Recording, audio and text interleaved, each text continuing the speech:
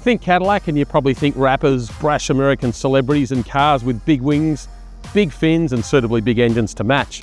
But the modern Cadillac is very different. The design is a lot sharper, it's loaded with tech and it is fully electric. Yes, EV. This is Cadillac's first electric vehicle. It's called the Lyriq and it's the car that's going to spearhead the brand's return to Australia. But before we get into all of that, which we'll cover off in this video, make sure you like the video, subscribe to our channel and tell us everything you think in the comments below.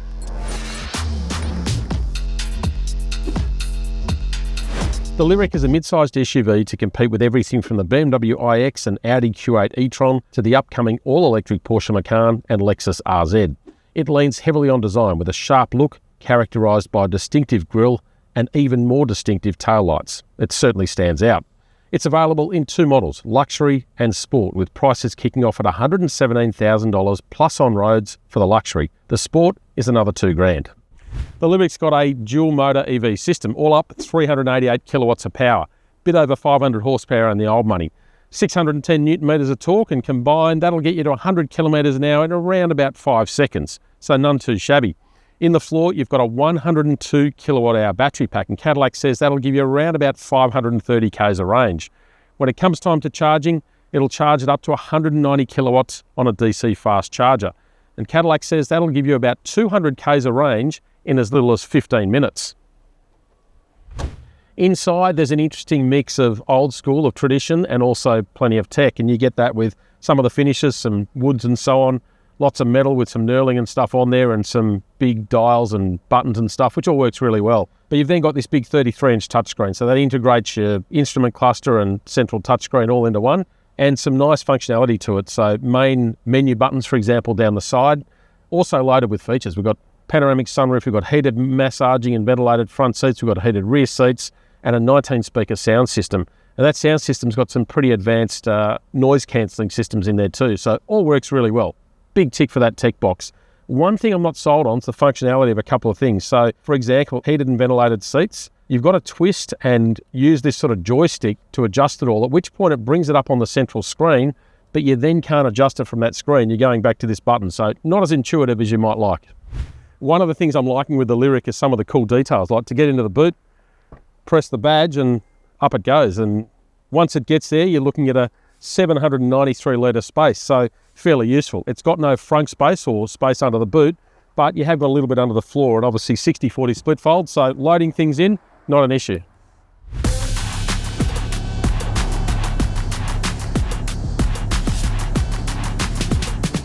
But a lot of space and a long list of equipment is only part of a luxury car story. You really need to deliver on the driving experience.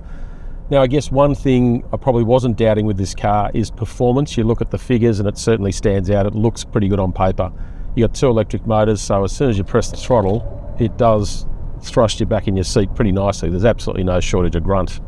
And the other thing it does an awesome job at is keeping you very calm and relaxed in the cabin. It's super quiet in here, but the noise cancellation goes beyond just wind noise and tyre noise, and it actually looks out for bumps and tries to counter the noise of those bumps to make sure that less of those noises are making it into your ears. And it seems to be working. Something's working because it's certainly very quiet.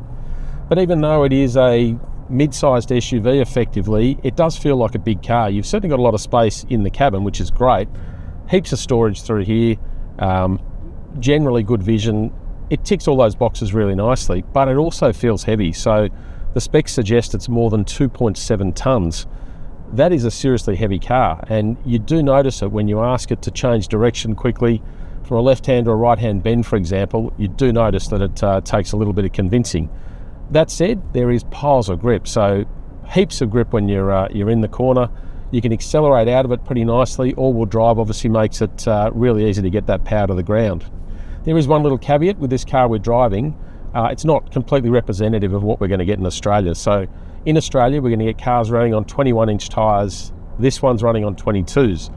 So that'll make a subtle difference to the ride, but the bigger difference to the ride will be the suspension tune. So the tune that we're going to get in Australia is a European suspension tune, and the way engineers described it is basically that's going to be a bit more agile, a bit more sporty in terms of its dynamics, which will be good. This one's still reasonable. It's still not bad, but you can tell it's very much set up for comfort. It's pretty plush. It's pretty good over the bumps, relatively soft, but a little bit more of that sharpness will be nice. It also makes some good fake noises. It sort of tries to mimic a little bit the engine sound, and it's subtle, but it sounds all right.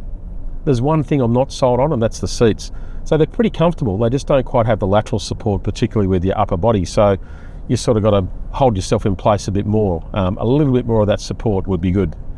The German cars are what dominates in the luxury space in Australia, and there's a sort of a Germanic feel and a look. It's great that this car's got something different. It does things differently. It stands out in that respect, but it also needs to deliver on the driving experience. You can't just have it turn up and say we're decent. It needs to be really good. Some of those German cars are excellent. This one I would say is in the mix somewhere. It doesn't stand out in any particular way. I guess design, styling, features, being a bit different will be its main point of differentiation.